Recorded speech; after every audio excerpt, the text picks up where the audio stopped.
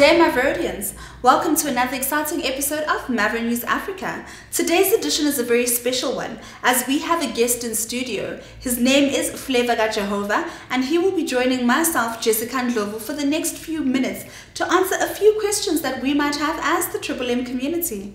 Welcome, Flavour.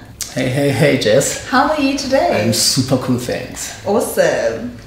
So, Flavour, can you tell us what inspires you about Triple M?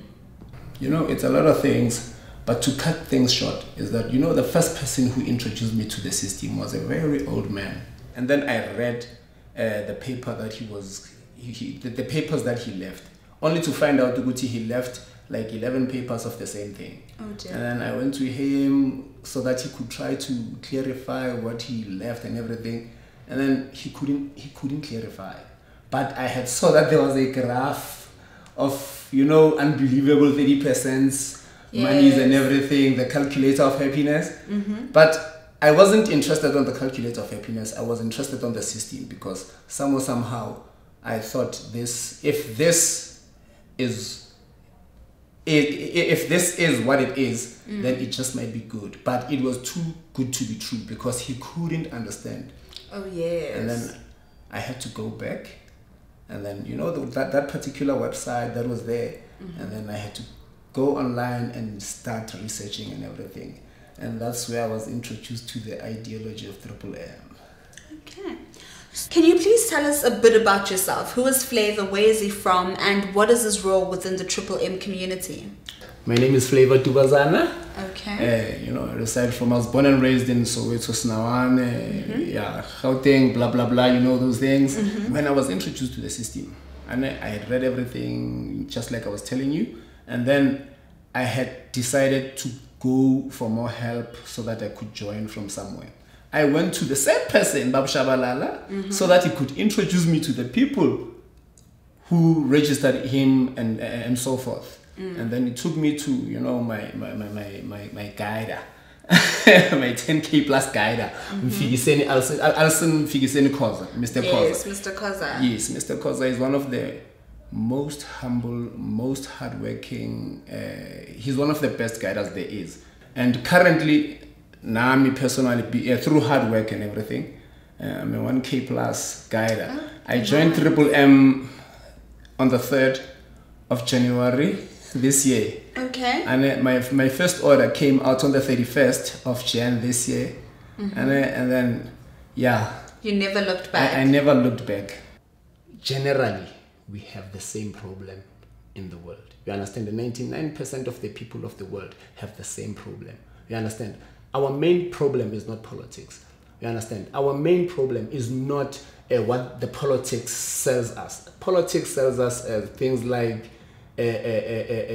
what do they call it? Economic freedom, or something of that nature.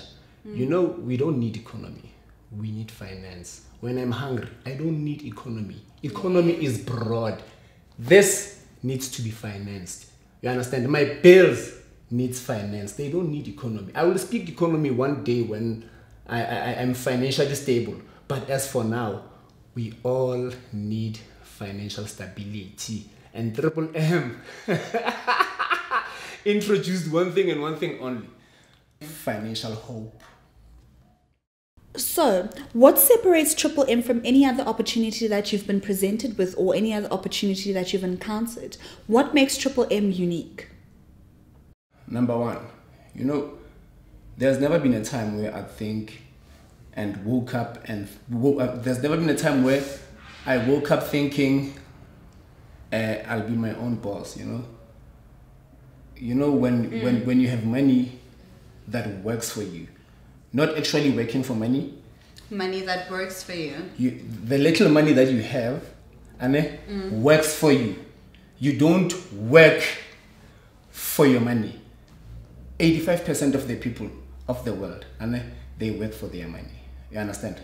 And they always complain about one thing: they are underpaid or less paid or not paid. You understand? But the payment is always a challenge. You're known as one of the fastly growing guiders within the Triple M community. Where did the motivation to get this growth come from? And I can't even say the motivation to get the growth. Where did the motivation to excel come from? Because you've done so well in such a short period of time. You joined the system in January and already you're on 1K guider status. Where does that come from? To me, if a person comes to my house like several times on several occasions and leaves one paper 7 times, you understand? And you don't owe that person any money. You know? Yes. It was just clear. And I generally asked myself, okay, what is in for this man? Why would he come to my house? You understand? If for this long, if this doesn't work for him, why would he come and try to recruit me in the system? You understand? And then, like I said, I went back to the system. I read all about it and understood. And like any other successful guide, you understand the bonuses. Oh dear. The bonuses. The bonuses, you know. Okay. Yeah, no, like they were too good to be true at first, but I told myself, they are worth a try. Let me just go get it and try. You understand? Yeah, sharp. Talking to people with me, it's easy.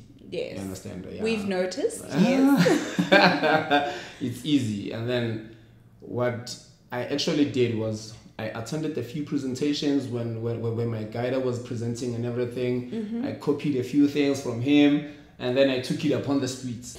Do you think it was more the media or the community not being ready and strong enough to actually handle the external forces? Truly speaking, it's a bit of both. Okay. You understand? But I blame guiders more. Number one, we are the ones who went to the people, you understand, to go and recruit. We are the ones who teach them how to recruit. Teach them how to recruit. You understand? Yes. We are the ones who teach them about the system. Everybody, like 99% of the people who have registered in Triple M, the first day they registered in the system, this is what they found.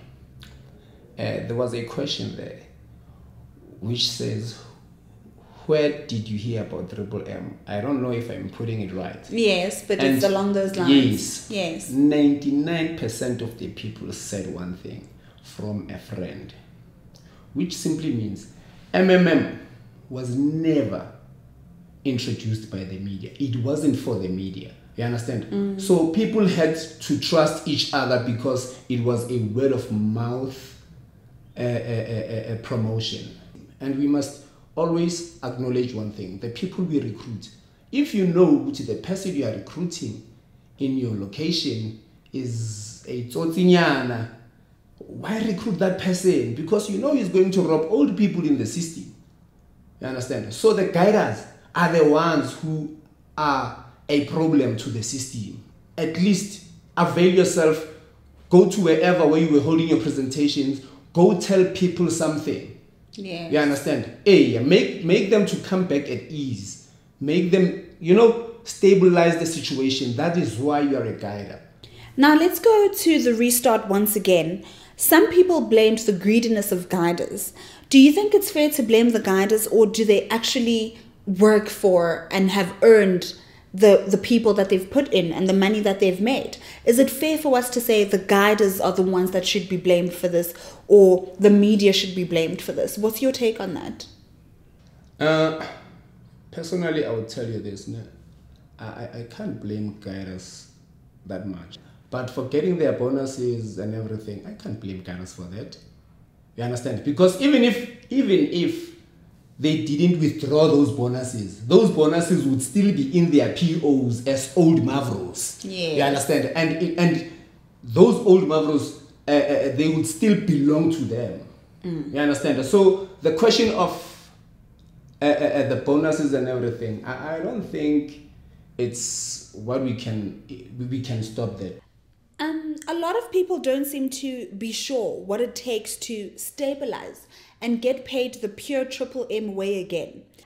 Do you think we as a system and we as the community are able to be responsible enough to contribute towards the stabilization of the system? And if so, what is your advice at this point to participants and guiders alike?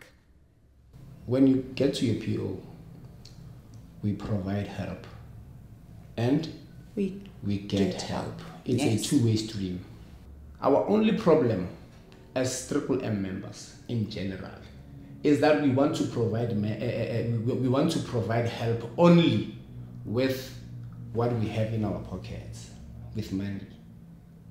You understand? So if we could not wait for the system to pick up and start providing help physically other than financially. Okay. You understand? And let the world know we are not just a community of financial mutual aid, as we are a community of financial mutual aid, but we are a community of providing help and getting help. So in order for us to kick back the system and fast track the system, we need to go and recruit. You must remember, this is a game of numbers. This is mathematics. The people who are in the system can't save the system, but the people who are outside the system, you understand, are the ones who can kickstart the system for the system to regroup again.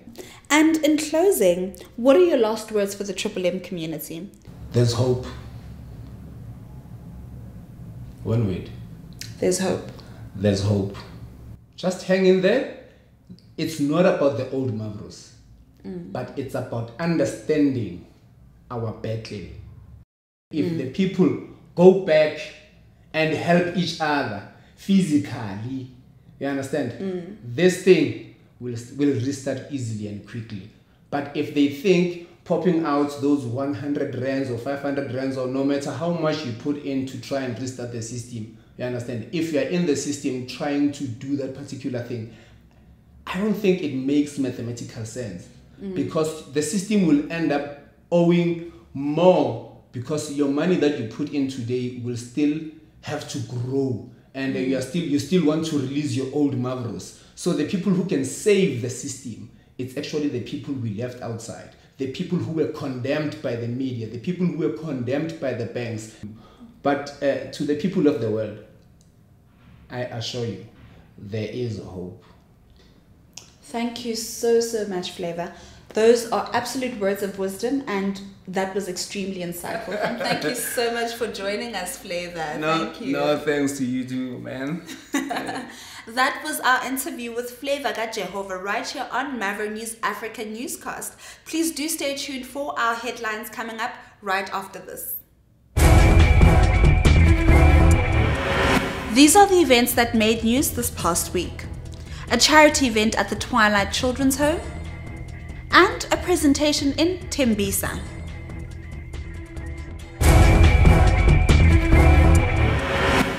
This past weekend, the Triple M community did what it does best by donating much needed food packages and hygiene supplies. The Guider spearheading this donation, Seren, was welcomed by open arms, and grateful recipients were left at a loss for words at the extensive generosity of Triple M. Seren went on to explain that Triple M community was a selfless community dedicated to helping the disadvantaged and assisting those in need. Here are some supporting visuals.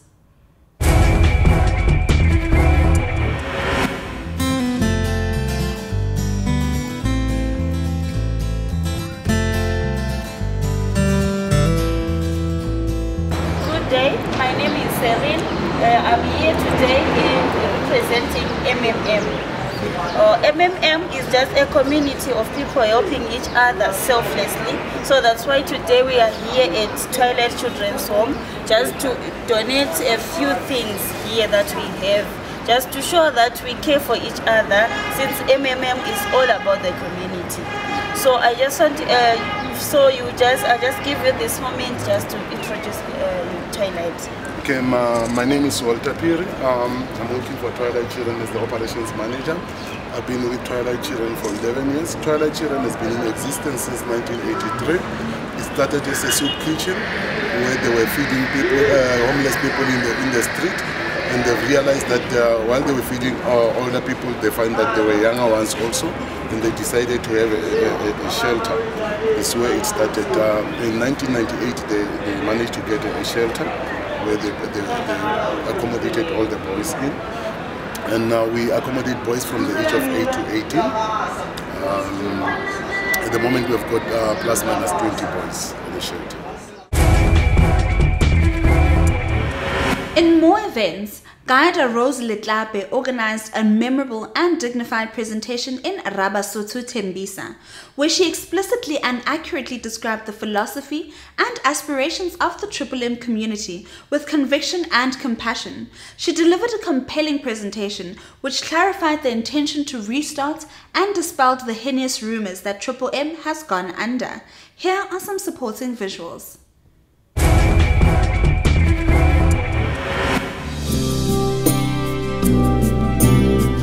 Participants transfer money between each other, so it is a peer-to-peer system. There's no central account. MAVRONews will not collect emails.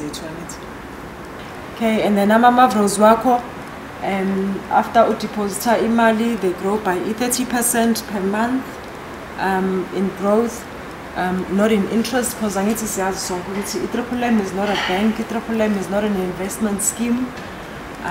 So we call it growth rather than investment. MAVRONews is also not a registered company, but it is a mutual aid fund program. Then Bitcoins is online currency esisebenzisayo nayo as a form of donation, because you have an option ukuthi how is it that you want to donate. So you can go for Bitcoins, which gives you a 50% growth a month currently. Thank you for tuning in to your favorite news show. I'm Jessica Ndlovu, and remember, together we can change the world.